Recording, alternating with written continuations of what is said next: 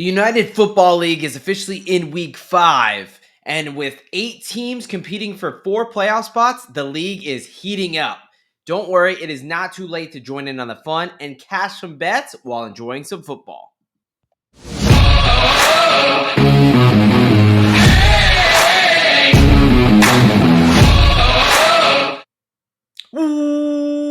Welcome, football fans, to another edition of IDP Plus Bets. What is up, folks? I am your host here, the Degen Doc, and that is right, UFL Week 5. We are getting close to the halfway point. Start thinking about playoffs and seeding, but we got a bunch of teams bunched up vying for those, again, 4 playoff spots. That's going to be 2 in the XFL conference, 2 in the USFL conference. Right now, the XFL conference a bit more competitive.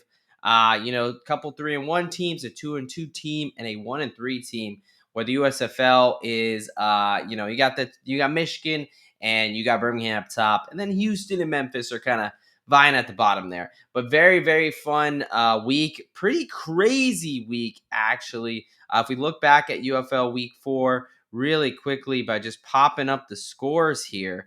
Wow, the dogs were barking. That is right. 3 out of the 4 underdogs covered the spread. 2 of them in Arlington and the San Antonio Brahmas winning outright. San Antonio being the biggest upset there. Over catching 7.5, almost 8.5 points by kickoff, and they gave DC Defenders their first loss of the season. So what a wild, crazy week. It was a lot of fun. Now, full transparency, I wasn't able to watch all of the games on when they were live. Was able to record them and watch them back, and saw some craziness. And that goes to, let's talk a little bit about a quick recap about how we did the video episode. So again, as always, for those of you that are new, first of all, cheers, welcome, welcome to the football gang here, enjoying some nice professional football. On Wednesdays, you'll see this come out Wednesday morning. Tuesday night, I record the episode game breakdowns, talk how I see these games going. And then we get into sides and total bets because that's really all that's out there. And then on Fridays on my X, I will post my player props for the week. I would love to do one video with all of them, but really up until Friday, like afternoon, we don't really get a full array of player props there, with this just being the second year of the league for the UFL. So that's kind of how we've been running. Sides and total wise, pretty good. Not too crazy. 4-4, so nothing really to write home about. Depending on if you took Arlington on the money line or with the 1.5 spread, you were even there. However, that is not the case. I will just pull up here as I do my recap every single week. Pull this up here. We did not do well on the props. The player props this week absolutely crushed me. It was a little bit of, so we had overall 7-14 minus 7.89 units. However, look, this is the bad news. Bad news, worst week by far, right? It really had a nice strong start to the season, was up over 16 units coming into this week. And player props, some of it was some injury luck. Guys like Abram Smith got hurt in that last drive. Nolan Henderson got hurt. And then some bad reads. Troy Williams obviously was not able to do much of anything. Neither was the entire Memphis team. And truthfully, process was a little bit rushed. Had to get out of town, catch a flight, get out of here early. Went on vacation, took some vacation time, which I will do a quick side note here. If you ever have the chance to go to beautiful Lake Tahoe, I would very much encourage you here. I'll show you a couple pictures here. Was able to get a nice weekend away, get a nice reset, and pictures really, this is something that pictures are not going to do this justice. I definitely encourage you to get out there to Lake Tahoe, but I'll do some advertisement on behalf of the lake.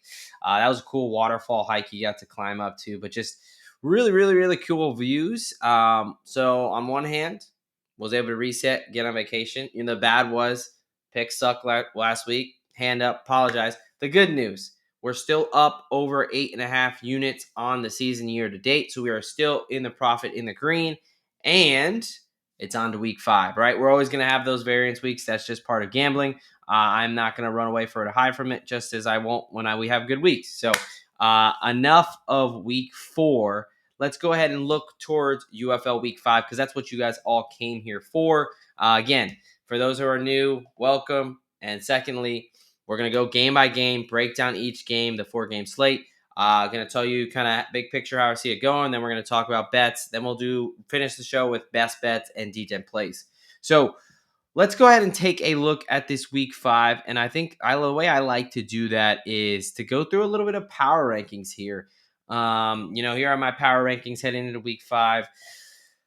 I'm going to start with the top, and it's a little bit of a surprise to some people. Arlington Renegades. So we got 4 teams sitting at 3-1 right now with Arlington, Birmingham, Michigan, and DC. So obviously, they've got to vie for the top spots because, we want to make sure we take into account wins and losses and not just expectation and potential solely. Now, I know some of you are saying right now, well, that being said, how do you have Arlington above Birmingham? Birmingham beat Arlington. What was it, 10-9 earlier this year? Well, if you go back and watch that game, I mean, Arlington played the better game.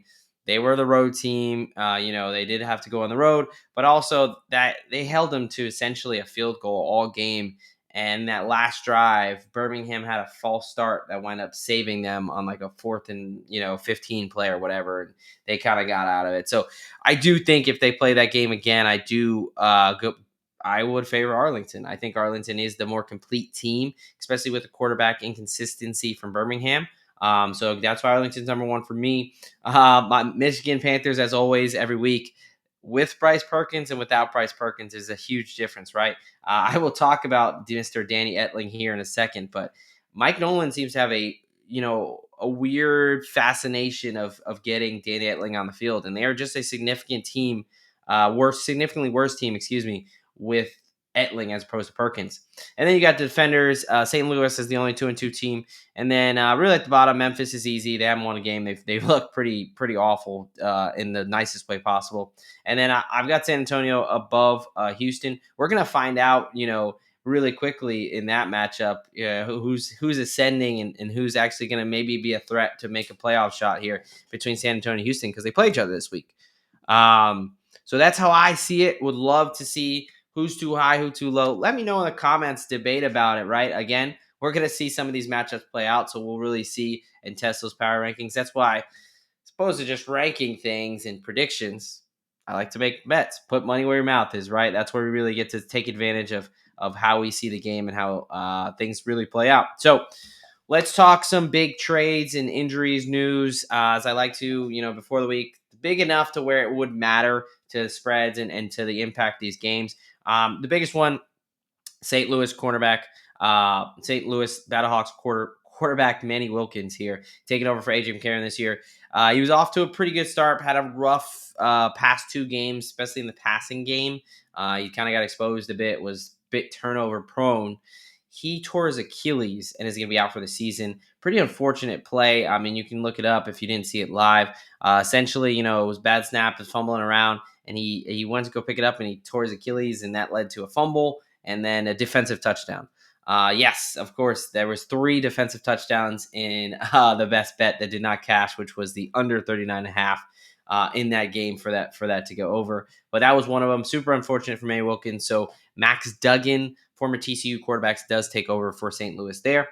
Moving along, we've got, bad news, obviously, with Manny Wilkins, but some good news for St. Louis. They've looked like a different team when Abdul Beecham, starting guard for them, offensive lineman, went out with a finger procedure. He is back. He announced it on his own Instagram. He's fully practicing, as well as the offensive player of the year last year, Nakeem Butler, wide receiver for the Battlehawks. He is back as well, has not played since week 1 with a hamstring injury. So, that is some major upgrades to the St. Louis offense that, first 2 weeks, again, they were playing lesser competition, but they look like all-stars. No one could stop them, right? Number 1 rushing team. And in these past 2 weeks, a little bit better competition, but I think those 2 injuries really kind of hampered this offense.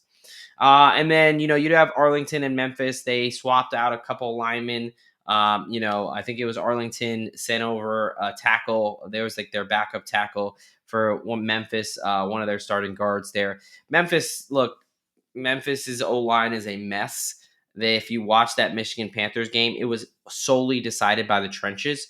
Michigan, their defensive line absolutely dominated Memphis. Memphis could not run the ball worth a lick. And then on the flip side, Michigan was able to run all over that Memphis defensive line. So Memphis really needs any help it could get on the O line. So we'll see how much this trade impacts things as well. Although I don't think it's going to be a massive impact. Can it really get worse? Is kind of where I'm at with that.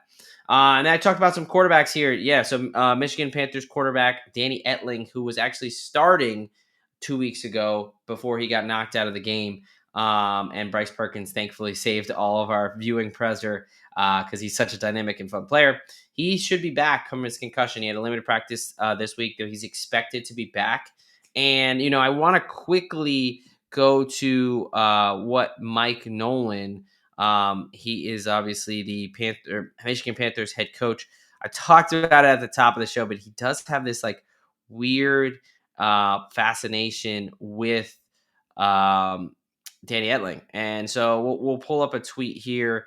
And if you want to look at kind of the more source material, I do have on my X at the Degen Doc, I did tweet out the video of the interview, but essentially he said he hasn't made a decision yet on the quarterback. And just, despite Bryce Perkins playing well, he doesn't want to take away Etling's opportunity purely due to injury. He said no one loses their position due to injury.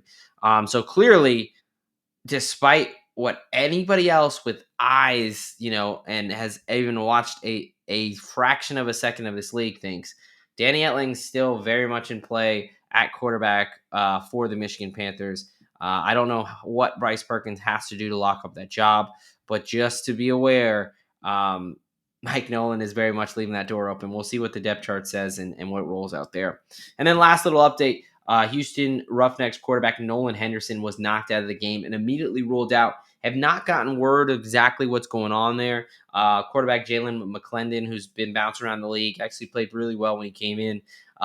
He took over, but no real word yet. The fact, just from a medical perspective, that he was ruled out so quickly and he took a massive hit and he was grabbing at his shoulder. I'm worried about collarbone, which a broken collarbone, you're going to be out. He's likely going to miss the season there. So we'll see exactly what it is. We'll wait for the specifics to come out probably in the next couple of days. But I would not expect Nolan Henderson without an injury report right now. The best guess would be that he is not out there for this week, and it will be Jalen McClendon. All right, folks, let's go ahead and actually get into what we came for, and that is the games this week. UFL Week 5. We are getting to that turning point, 10-week regular season, 2-week playoff for those that do not remember. So we're getting close to that midpoint. And without further ado, let's talk about our Friday night game. We've got a Friday night game here between the Memphis Showboats and the Birmingham Stallions. Friday, 8 p.m. Eastern Time, Birmingham, Alabama. We have the Showboats, the 0-4 Showboats, catching 10.5, plus 500 on the money line. Heading over to Birmingham to take on the back-to-back Spring League champion Birmingham Stallions. They're sitting at 3-1. They are laying 10.5 at home, minus 700 on the money line. Over/under sitting at 37.5. These teams played twice last year. Birmingham won both in decisive fashion. First, week 3 of 2024 season, Birmingham 33, Memphis 14. And then week 6, they played again. Birmingham 39, Memphis 21. So they would have covered the spread in both of those situations last season. But this is a new year. So let's talk about these teams and kind of how I see this game going down now. So, for the Memphis side of things, their offense was flat out awful. I've kind of alluded to it last week. They're last in the power rankings for a reason. That offensive line was pitiful. Defensive line, Boogie Roberts is a solid player, but he can't do it all himself, and he's also a little bit beat up. He's on the injury report. Overall, Memphis is coming in fairly healthy, but look, they still don't have a quarterback, right? If you have two quarterbacks, you have no quarterbacks, right? And between Troy Williams and EJ Perry, none of them have been able to separate, which both guys have been pretty bad. Like, it should not be that hard for one of them to separate. So that tells you, it's not even like how I see the Michigan Panthers situation where you clearly have a guy who can produce points and make this team effective on offense. I see it as two guys that just don't have much of anything. Now, Kenneth Wisenhunt leaving, then coming back, then leaving again certainly did not help, and we did not know that last week when Memphis was the only team that did not cover for me there. But I think the coaching uncertainty definitely doesn't help. Quarterback uncertainty definitely does not help. They're also a team, they got outgained 369 to 150 last week. And that was against the Michigan Panthers team that already lost to the Birmingham Stallions, right? So, look, the worst rush offense in the league, second worst overall offense, only putting up 12.5 points per game. And their defense, not very good. Birmingham last week had a pretty impressive win. I took Houston. Houston did cover the spread, kept it close enough, but that offense is really starting to click. Matt Corral looking a little more poised back there. Now, speaking of Matt Corral, so we have two. With them being the Friday game, we've got two practice reports here for them. Their O-line's a little bit beat up. Their left tackle went out. Was put on IR. One of their guards is a little bit beat up. They are going to get back their RB1, Ricky Pearson, who will be nice, especially going up against the Memphis defense that lets up a lot against the run. But Matt Corral, as of this point, again, Tuesday night, so really, he's got one more practice on Wednesday to figure it out. He has not practiced this week with what they're calling a left flank injury. I don't want to speculate there, but it did not seem bad. The injury didn't seem bad enough to really threaten season ending or anything like that. But clearly, it's bad enough to hold him out of practice. Now, he could practice on Wednesday and be perfectly fine. But they do have Case Cookus, which Case Cookus, for those who are not aware or just started watching spring football, he was a former USFL star as Philadelphia Stars quarterback, starter for them. Then he started for the Memphis Showboats, who were pretty damn bad last year, but they did pick up 2 wins. And it was not due to Case Cookus. It was really that offensive line and lack of skill players. So we could get a little revenge game. Cookus came in and had to convert on a 3rd and 9 last week, and he made a beautiful throw. So I really like Case Cookus.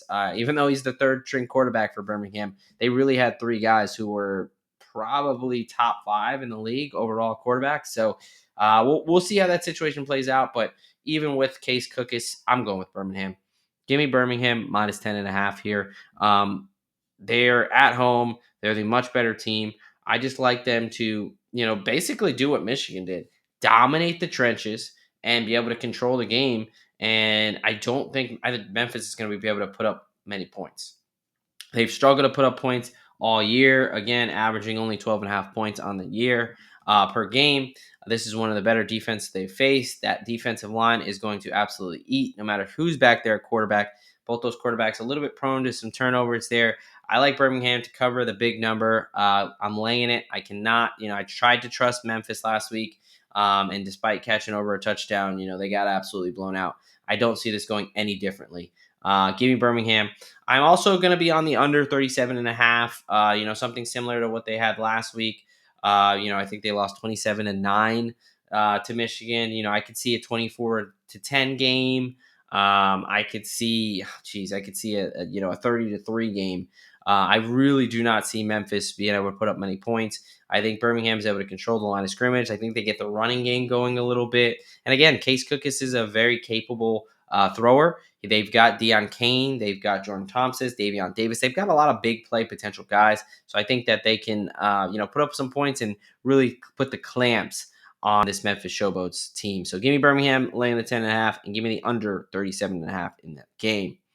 All right, folks, we're going to move over to Saturday and move over to the second game. But before we do that, I've got to tell you about some of our sponsors here at IDP Plus. First up, Fast Draft Fantasy. That's right, Fast Draft Fantasy. Look, folks, it's in the name. This is what separates Fast Draft from all these other, fantasy sites, fantasy projection sites. They have Best Ball, they have DFS, but nobody wants to be drafting and just waiting on the 90-second or 60-second clock and waiting for these slowpokes who have no idea what they're doing. You know who you want to draft, and you want to draft them now. So head over to Fast Draft. They've also got these boosters that allow you some flexibility before the season. That is NFL drafting. And to make the deal a little bit sweeter, go ahead, download Fast Draft app right now. And on your first deposit, use promo code plus Degen Doc. That is plus Degen Doc, all one word, all caps. And I'm going to get you a free $50. Easy as that. Most of these tournaments, $10, $5 to sign up for, to go ahead and enter. You can win up to $2,000. I'm giving you 5 free shots at that at least with promo code plus Degen Doc. Also, want to tell you about some of the things we got going over here on idpplus.com. We've got our biggest deal ever. That is right. It's our spring special, promo code IDP2025. It gets you 50% off every subscription package on the website there. Again, IDP 2025, 50% off. You better hurry because on May the 1st, this deal is over. And then last but not least, the best part of the off season is the Fantasy Football Expo. Get your 2025 Fantasy Football Expo tickets at fantasyfootballexpo.com. All right, folks, we are moving on over to the Saturday game here. Saturday, April 26th at 7 p.m. Eastern Time. We've got a fun one here. We've got some good matchups. This is going to be your 3-1 Michigan Panthers heading out to the Battle Dome, heading to St. Louis to take on the St. Louis Battlehawks, who are sitting at 2-2. Looked like world beaters in their first 2 games and have dropped their past 2 games here. St. Louis, a little bit of a home dog, catching 1 point in that Battle Dome there. Michigan obviously laying 1 and minus 115 on the money line. Battlehawks minus 105. This is 7 p.m. Eastern Time in St. Louis. 30 over under sitting at 37 and a half. This was the toughest game by far for me to try to handicap. They played 1 time last season, week 1 of the 2024 season. Michigan won 18-16 there. So, let's talk about injuries first.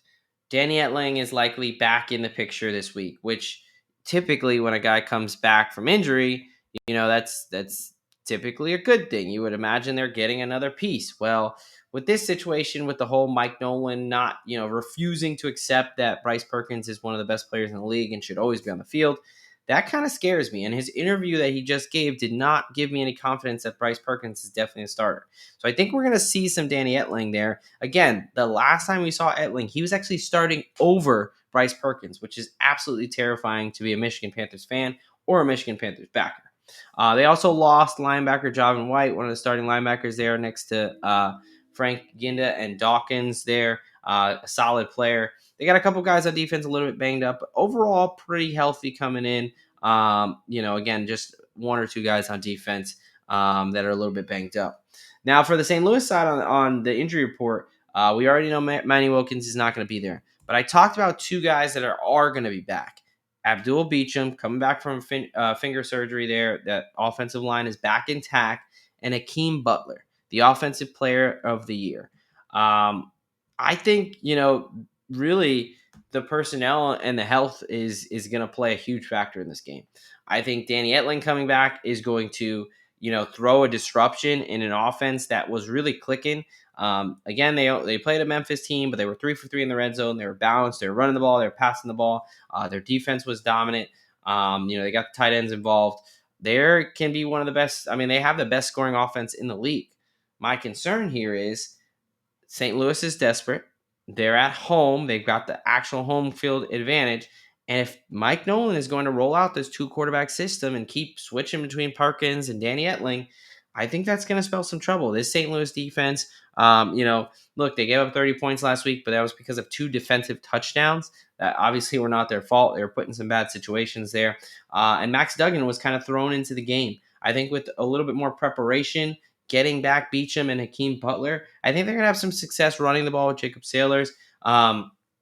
Give me St. Louis. I'm going to take St. Louis, the little bit slight home dog, St. Louis +1 there. Again, would not be mad at you if you just took the money line at minus 105, but we do get some funky scores here. So you get a little bit of protection with a push there. So, I'm going to go St. Louis there. I think that Anthony Bett rights the ship a little bit. And I like this Michigan Panthers team. I want to believe that they are going to be able to take that next step and be a real contender.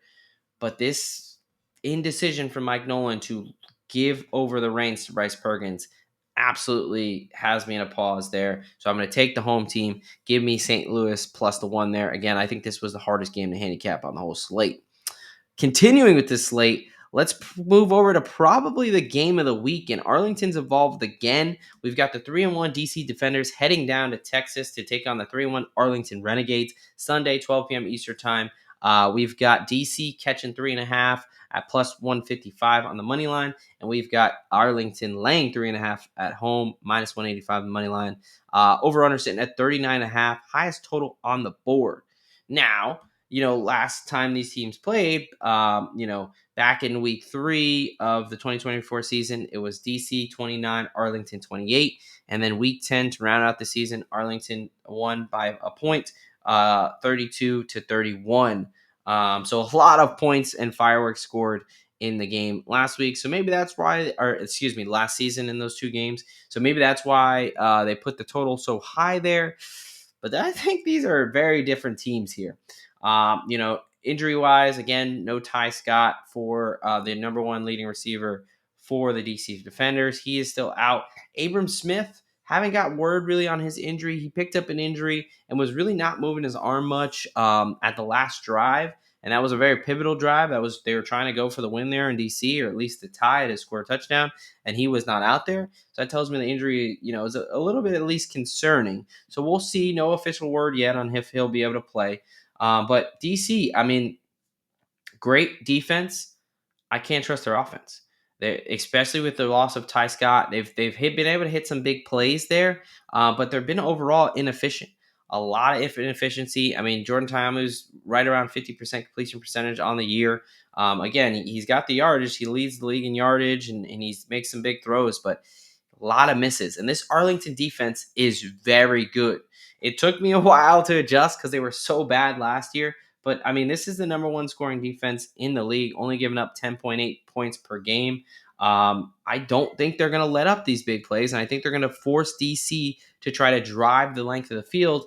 And without Ty Scott and, maybe Abram Smith is a bit compromised, I think that's going to be very difficult for them to do. I don't trust Jordan Ta'amu, again, with his completion percentage. He's all over the place. Give me Arlington minus 3.5 as home favorites there. I think they take care of DC, and DC picks up their second loss in a row, and Arlington really cements themselves atop the league there.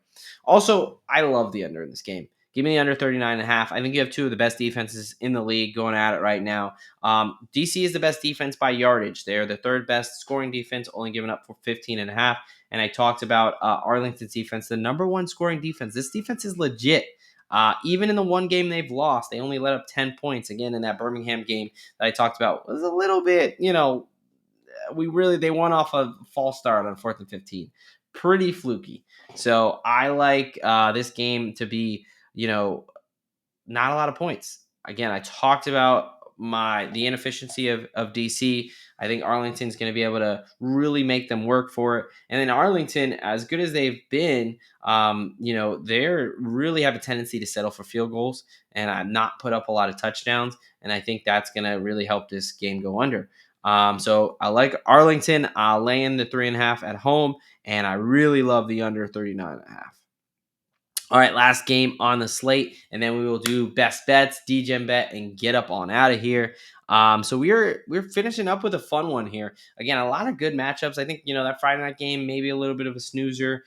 Birmingham likely to roll, but the rest of these games are going to be awesome and really, really. Again, week 5, we got to start thinking about the playoffs already because there's only those 4 slots and there's 8 teams. So Sunday, April 27th, 3 p.m. kickoff Eastern time. There it is.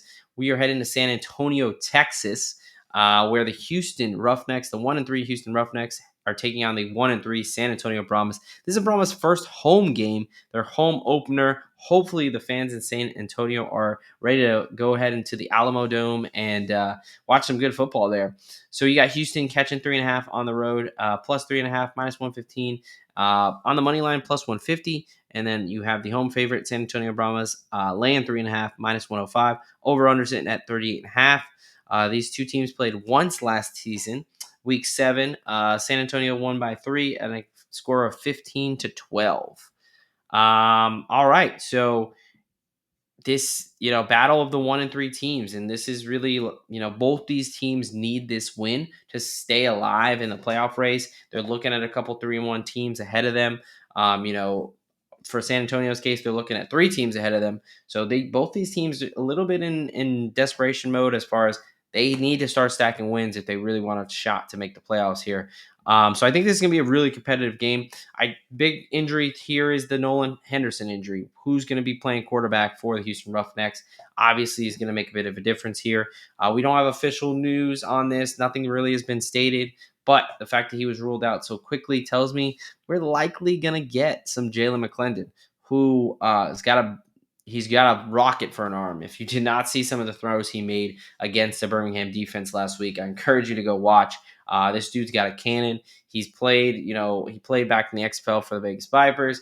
He played a little bit last season for DC when he had to come in. Guy's a gamer. He's a bit of a gunslinger. He's does not afraid to make any throws, so that can lead to some turnovers. But man, he's got a hell of an arm. Maybe not the same running ability as a Nolan Henderson, but he was able to scoot for a touchdown last week and he was the leading rusher for Houston. They didn't rush very much at all, but he is able to be somewhat mobile for them. Now, I think this game is going to have some fireworks. I think both these offenses, although, look, Houston has been last in scoring, 12.3 points per game. San Antonio, not much better, fifth in points at 16.3 points per game. But really, you look at these defenses. These are two of the worst defenses in the league. You've got San Antonio, who gives up almost 26 points a game, and then you have Houston, who gives up over 20 points a game. And San Antonio, quietly, you had Wade Phillips have his kind of leave of absence due to medical issues. You had Peyton Party come in, legacy there. I believe grandson of a famous NFL coach there. He looked like a stud, man. He's got this San Antonio team. Even the week before when they lost to Michigan at Michigan by a field goal, they looked much improved. I mean, it's not hard. He's getting Anthony McFarland, likely one of the best players in the league, the ball. He's getting him involved. It's not like he's doing anything too crazy, but Kellen Mond looks a lot more efficient, a lot more comfortable in this system, and they're being able to run the ball, which, Houston is very poor against the run. They're really bad against the run and the pass, but I think San Antonio is able to get some things done in the run game. I think both these offenses are able to have some success, right? As bad as Houston's defense has been, San Antonio has been even a little bit worse. So I love the over 38.5 here. I think both these offenses are catching a little bit of stride. I think Jalen McClendon came in and gave this team a boost. Putting 16 up on Birmingham, and kind of knocking on the doorstep with a chance to go ahead and tie or win the game there. That's no easy feat. He had 236 passing yards in basically 3 quarters. I think he's going to be able to let it fly against the San Antonio defense. I do think he may run himself into some trouble with some turnovers, which is only going to help the number there. And then again, I think that between Anthony McFarland, Joshua Corbin, whether it's Robbins or John Lovett, I think they're able to get the running game going and hit some play action to Kirkland and Jacob Harris down the field. So I like both offenses to get going because I'm really fading these defenses. Give me the over 38.5. And then on the side, I am going to go San Antonio here. Give me the home team. I think McClendon is going to be a nice story, but I think he's going to make one too many mistakes, a couple turnovers there. And I really think Anthony McFarland's going to have a couple big runs or screen passes, a couple explosive plays that's going to blow the top off this game. So, give me a 30-24 game. Give me something exciting, maybe we see a 28-24, 28-23 game. I think we're going to get some points here to round out this 1-3 battle on the slate. All right, folks, we're going to go through our best bets and DGen play and go ahead and get out of here. So best bets, talking about week 5 for the UFL. We're going to start with that Arlington, DC game. Give me the under 39.5. Again, I talked about, I think these are two of the best defenses in the league. That's what the numbers tell me. Number 1 scoring defense in Arlington, only giving up 10.8 points per game. And then you have the third best scoring defense. They're the best defense by yardage, 15.5 points per game there. Again, that was even with Arlington's offense laying up a touchdown. I think DC is going to struggle to move the ball. I think that Arlington's going to force them to keep everything in front of them, play methodical, not give up the big play. I think that's going to help drive this under there. And yeah, I mean, DC, as much as I can't trust their offense, I can't trust their defense. So I like both these defensives here. And then give me Birmingham minus 10.5. I just think that, this is a bit of an auto fade of Memphis. I think this Showbo's team, they don't have a quarterback. They have the worst offensive line in the game. Either whether it's Case Cookus or Matt Corral, I think that Skip Holtz is able to get this running game going and establish the line of scrimmage on both sides of the ball. And we just saw it last week. I mean, Michigan beat the tar out of Memphis because they were able to establish the line of scrimmage on both sides of the ball. I think we see a very, very similar game. Give me something 31-3, 27-6, something like that. I think Memphis is really going to struggle to score the ball. So give me Birmingham minus 10.5 there at home. And then finally, for the Degen play, wrong team favored. I'm not going to fade the Battle Dome right now. St. Louis needs it. They're on a 2-game losing streak. I think Beacham coming back, Hakeem Butler coming back, and I think Max Duggan with a full week of QB1 reps. I think Mike Nolan's going to try to get cute, and he's going to roll Danny Etling out there, and it's going to lead to some bad decisions and some bad football, and St. Louis is going to be able to capitalize. So give me St. Louis Battlehawks minus 3.5 at plus 160 there for them to get it done at home in the Battle Dome. All right, folks, that is it for UFL Week 5. That is the sides and totals game breakdowns. If you enjoyed the video, we would appreciate a like and subscribe. As a newer channel, we appreciate all the likes and subscribes we get. Also, comment down below. Let me know what you agree with, what you don't agree with. Again, despite hopefully the worst week that we're going to have all season, we are still up 8 units. So it is not time to jump off the ship here. So for the sides and totals, you just got them on the video here. For the player props, if you're interested in those markets or playing that, because that is where I will tally everything up. Friday over on X at the Degen Doc there. I will be posting the plays. Again, I would love to do a video and just do it all on YouTube and keep one in place. Trust me. But the numbers don't come out until, Friday afternoon, the earliest. So that's when I'm able to get everything out there and kind of look at everything for all the games. All right, folks. Again, don't forget to like, subscribe, check out Fast Draft, promo code plus Degen Doc. Check out IDP Plus, and hope you're excited for the NFL Draft. I know if you're into that, whether you're interested in the prospects, we did an injury video over on IDP Plus talking about the injuries, which prospects to be concerned about, some fantasy outlook things. And then if you're into the betting NFL Draft, check out our NFL Draft Best Bets.